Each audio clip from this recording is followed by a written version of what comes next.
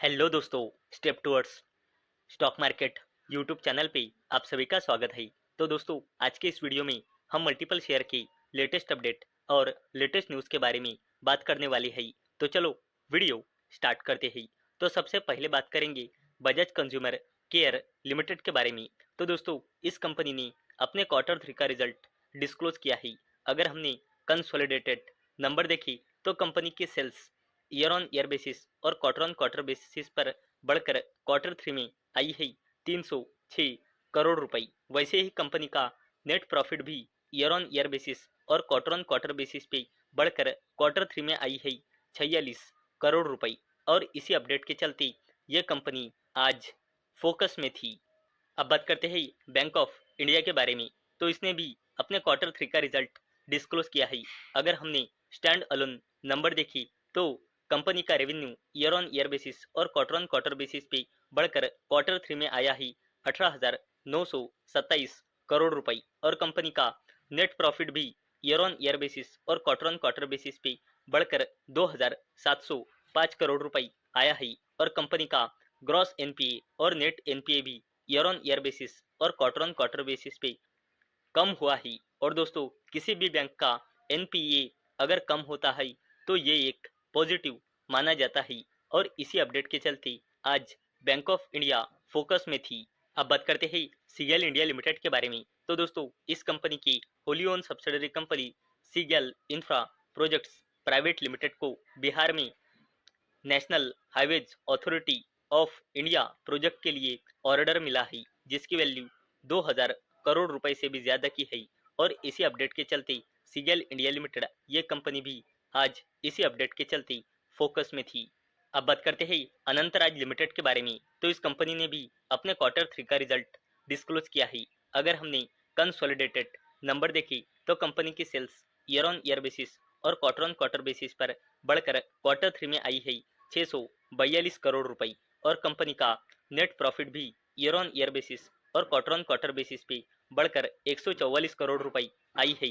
और इसी अपडेट के चलते अनंतराज लिमिटेड ये कंपनी भी फोकस में आ चुकी है। बात करते हैं वारी एनर्जीज लिमिटेड के बारे में। तो दोस्तों, इस कंपनी ने भी अपने क्वार्टर 3 का रिजल्ट डिस्क्लोज किया है। अगर हमने कंपनी की कंसोलिडेटेड नंबर देखे तो कंपनी के sales year on year basis और क्वार्टर ऑन क्वार्टर बेसिस पे बढ़कर 7,565 करोड़ रुपए आई है। और कंपनी का नेट प्रॉफिट भी ईयर ऑन ईयर बेसिस और क्वार्टर ऑन क्वार्टर बेसिस पे बढ़कर 1107 करोड़ रुपए आया है। और इसी अपडेट के चलते आज वारी एनर्जीज लिमिटेड ये कंपनी भी फोकस में थी। अब बात करते हैं जोमेटो लिमिटेड के बारे में, जिसका नाम अब है इटर्नल लिमिटेड। तो दोस्तों, इस कंपनी ने भी अपने क्वार्टर 3 का रिजल्ट डिस्क्लोज किया है। अगर हमने कंसोलिडेटेड नंबर देखी तो कंपनी की सेल्स भी ईयर ऑन ईयर बेसिस और क्वार्टर ऑन क्वार्टर बेसिस पे बढ़कर 16,315 करोड़ रुपए आई है। और नेट प्रॉफिट भी ईयर ऑन ईयर बेसिस और क्वार्टर ऑन क्वार्टर बेसिस पे बढ़कर 102 करोड़ रुपए आया है। और इसी अपडेट के चलते आज इटर्नल लिमिटेड ये कंपनी भी फोकस में थी। अब बात करते हैं के ई आई इंडस्ट्रीज लिमिटेड के बारे में। तो दोस्तों, इस कंपनी ने 4 रुपये 50 पैसे पर शेयर का इंटरिम डिविडेंड अनाउंस किया है।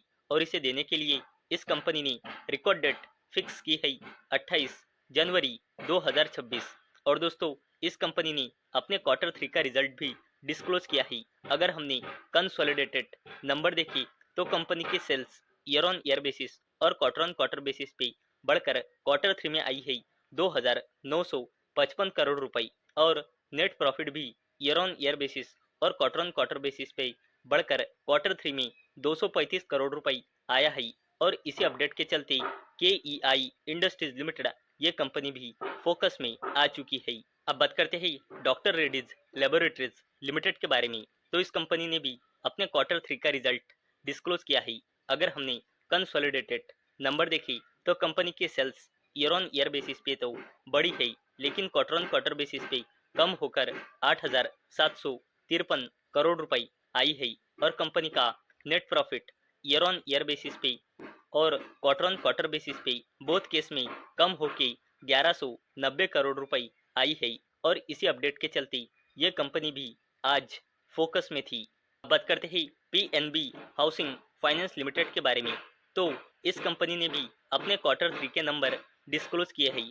अगर हमने कंपनी के स्टैंड अलोन नंबर देखे तो कंपनी का revenue year on year basis पे बढ़ा है, लेकिन क्वार्टर ऑन क्वार्टर बेसिस पे मार्जिनली कम होकर 2110 करोड़ रुपए आया है। और कंपनी का net profit year on year basis पे बढ़कर और क्वार्टर ऑन क्वार्टर बेसिस पे कम होकर 521 करोड़ रुपए आया है। और यहाँ पे gross NPA year on year basis पे कम हुआ है और क्वार्टर ऑन क्वार्टर बेसिस पे बिल्कुल सेम है। वैसे ही net NPA year on year basis पे कम हुआ है और क्वार्टर ऑन क्वार्टर बेसिस पे भी मार्जिनली कम हुआ है। और इसी अपडेट के चलते पीएनबी हाउसिंग फाइनेंस लिमिटेड ये कंपनी भी फोकस में थी। दोस्तों मुझे उम्मीद है आपको ये वीडियो पसंद आई होंगी। तो दोस्तों अगर आपको ये वीडियो पसंद आई होंगी तो इस वीडियो को लाइक करें और चैनल को सब्सक्राइब करें। और दोस्तों मैंने ये वीडियो सिर्फ और सिर्फ एजुकेशन पर्पस के लिए बनाई है।